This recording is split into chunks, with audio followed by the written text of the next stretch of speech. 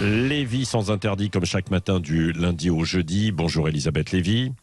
Bonjour Patrick, bonjour à tous. Alors, d'après ce qu'on a cru comprendre, les soignants suspendus devraient être réintégrés, Elisabeth. Ou pas si vite, hein, cher Patrick. Le processus administratif qui pourrait aboutir à cette décision vient à peine de commencer. Le gouvernement pourrait adopter la réforme des retraites par ordonnance, mais attention, il ne peut pas décider tout seul de lever l'obligation vaccinale qui a condamné à l'inactivité, parfois à la misère, des milliers de personnels hospitaliers suspendus sans traitement et sans droit au chômage. Ah non, là-dessus, attention, le gouvernement doit consulter, demander aux experts, réfléchir 1000 fois. Il a donc saisi la Haute Autorité de Santé qui annonce, donc je cite son avis, que l'obligation vaccinale contre la Covid-19 pourrait être levée pour tous les professionnels visés, mais réserve son avis définitif jusqu'à la fin mars.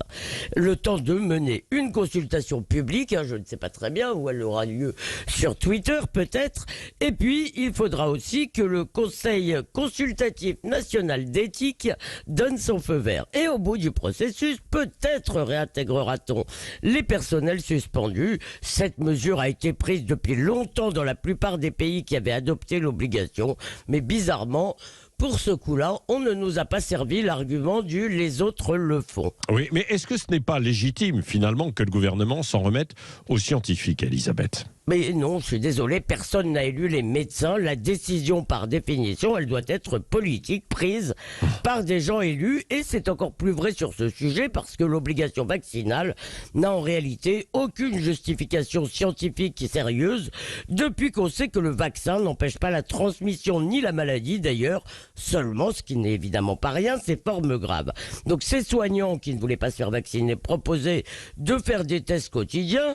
On a fait venir à l'hôpital des soignants qui étaient positifs au Covid, qui étaient malades, mais qui étaient vaccinés. Donc c'était déjà absurde et aujourd'hui ça l'est encore plus parce qu'à l'hôpital il n'y a plus aucun contrôle de personne. Beaucoup de gens s'y promènent sans masque. Donc cette suspension aujourd'hui, qui a été donc levée pratiquement partout, n'a plus qu'une dimension punitive. On leur en veut d'avoir désobéi, mais au terme de la Constitution, cette désobéissance, c'était leur droit. En réalité, derrière, il y a un enjeu moral. On ne pourrait pas faire confiance à un soignant qui refuse le vaccin car il ne croit pas en la science. Alors d'abord, franchement, on se fiche qu'un brancardier ou qu'un agent d'entretien croit en la science. C'est pas vraiment un problème.